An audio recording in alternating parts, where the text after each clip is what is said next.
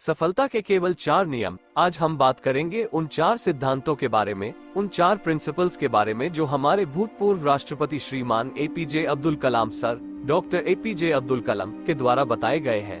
उनका मानना था ये जो 4 नियम है वो हर स्टूडेंट्स को, हर इंसान को खुद पर अप्लाई करना चाहिए।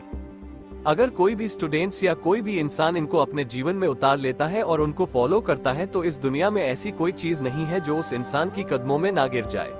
इन चारों प्रिंसिपल्स को हम पूरी डिटेल्स में समझेंगे ताकि आपको इन्हें फॉलो करने में आसानी रहे। 1. मेरा एक महान उद्देश्य है।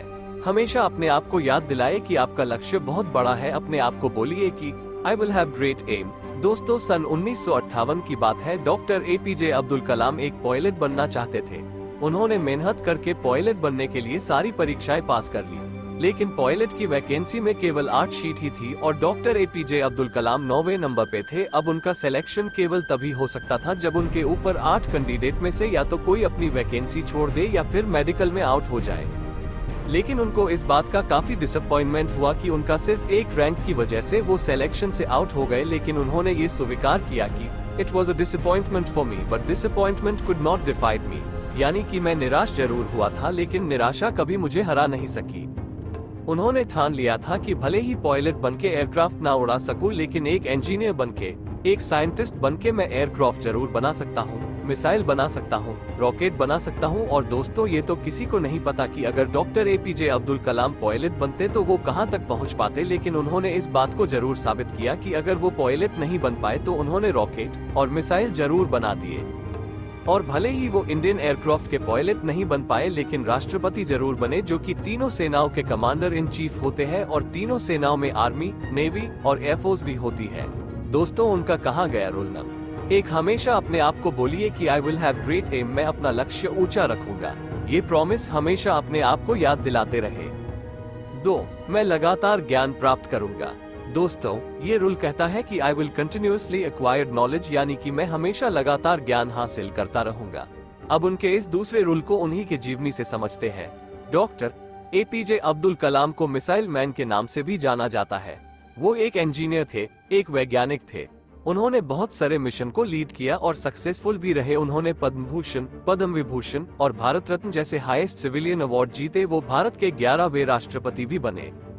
लेकिन इसके बावजूद भी उन्होंने ये माना कि वो अपने आप को एक टीचर समझते हैं, वो अपने आप को एक अध्यापक समझते हैं और उनको सबसे ज्यादा खुशी तब मिलती है जब उनका कोई स्टूडेंट्स पीएचडी पूरी कर लेता है।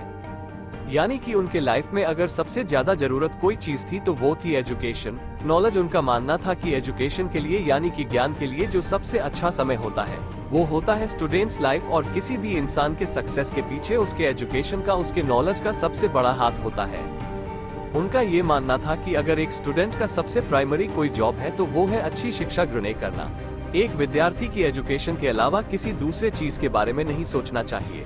अगर एक स्टूडेंट एजुकेशन के अलावा कुछ और करना चाहता है तो वो वीकेंड्स में किसी हॉस्पिटल के बाहर गरीब लोगों के प्रति अपनी संवेदना व्यक्त कर सकता है, उन्हें खाना दे सकता है, उन्हें खुशी दे सकता है, पेड़ पौधे लगा सकता है, दूसरे लोगों को भी शिक्षा दे सकता है। लेकिन इन सब कामों के बावजूद भी एक स्टूडेंट्स के लिए केवल नॉलेज हासिल करना ही सबसे पहली प्राथमिकता होनी चाहिए। यानी कि आपको हमेशा अपने आप को ये याद दिलाना है कि चाहे कुछ भी हो मैं सीखना नहीं छोड़ूंगा। 3, मैं कड़ी मेहनत करूंगा। डॉक्टर एपीजे अब्दुल कलाम का तीसरा नियम था कि अपने आप से हमेशा ये प्रॉमिस करें कि मैं हमेशा हार्ड वर्क करता रहूंगा, यानी I will do hard work. दोस्तों, 1973 की बात है। विक्रम साराभाई अंतरिक्ष स्पेस के अंदर के चेयरमैन प्रोफेसर सतीश धवन ने डॉक्टर एपीजे अब्दुल कलाम से कहा कि हमें एक सैटेलाइट लॉन्च व्हीकल बनाना है, यानी कि एक ऐसा रॉकेट जिसमें हम सैटेलाइट रख करके उसको हम अंतरिक्ष स्पेस में भेज सके। डॉक्टर एपीजे अब्दुल कलाम ने इस काम को पूरी जिम्मेदारी के साथ स्वीकार किया। वो इस मिशन व प्रोजेक्ट के डायरेक्टर थे, यानी कि पूरी टीम को उनके नीचे काम करना था। उनके नीचे 1000 से भी ज्यादा दूसरे इंजीनियर थे और करीब 10,000 वर्कर थे। इनके अलावा भी ऐसे कई सारे लोग थे जो इनडायरेक्टली इस मिशन से जुड़े हुए थे। इतनी बड़ी टीम को 6 साल का वक्त लगा प्रोजेक्ट शुरू करने से लेकर लॉन्च के दिन तक। 17 अगस्त 1979 इस तारीख को सैटेलाइट लॉन्च का टेस्ट होना था। लॉन्च के 8 मिनट पहले सारा कंट्रोल कंप्यूटर के हाथों में दे दिया गया, लेकिन उसी वक्त एक चेतावनी आई कि लॉन्चिंग में कुछ दिक्कत है। लॉन्च के ठीक 4 मिनट पहले ये डायग्नोज किया गया कि कुछ लीक्स है। लेकिन उनके टीम के जो एक्सपर्ट्स थे उनकी ये राय थी कि लीक्स के बावजूद भी रॉकेट में इतना सफिशिएंट ऑक्सीडाइजर है कि वो अपना लॉन्च जारी रख सकते हैं, और मिशन लेटर होने की वजह से डॉक्टर कलाम को ये डिसाइड लेना पड़ा कि वो रॉकेट को लॉन्च करेंगे। लेकिन लॉन्च के कुछ मिनट बाद ही वो रॉकेट पृथ्वी की कक्षा में ना जाकर बंगाल की खाड़ी में जाकर गिर गया। 6 साल की मेहनत, हजारों लोगों के कई लाखों वर्किंग आवर, जनता का पैसा और मिशन 2 मिनट में फेल हो गया।